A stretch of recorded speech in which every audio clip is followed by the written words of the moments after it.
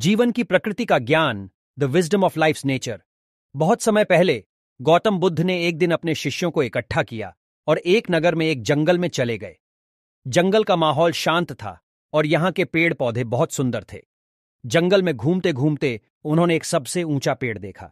बुद्ध शिष्यों को बुलाकर उन्होंने कहा, देखो इस पेड़ को, यह वास्तव में अद्वितीय है। इसकी ऊंचाई और शाखाएं दूसरे पेड़ों से अलग हैं। एक शिष्य ने पूछा, गुरुदेव, इसका रहस्य क्या है?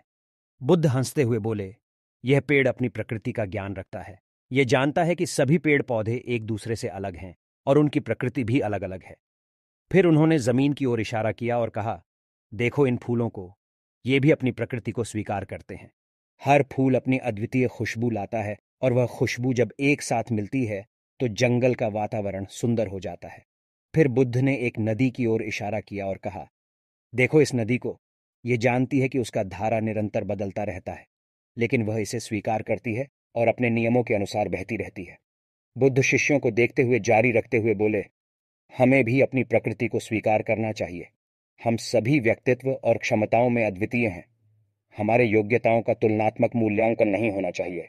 जब हम अपनी स्वाभाविकता को स्वीकारते हैं तो हम प्रगति कर सकते हैं और सच्ची संतुष्टि प्राप्त कर सकते हैं।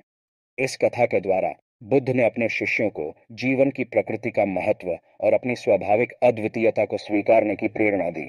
यह हमें यह याद दिलाता है कि हम अपने खुद को नकारात्मकता और तुलनात्मकता से मुक्त करके अपनी असली पहचान को स्वीकार करें और अपने विशेषताओं और क्षमताओं को महत्व दें।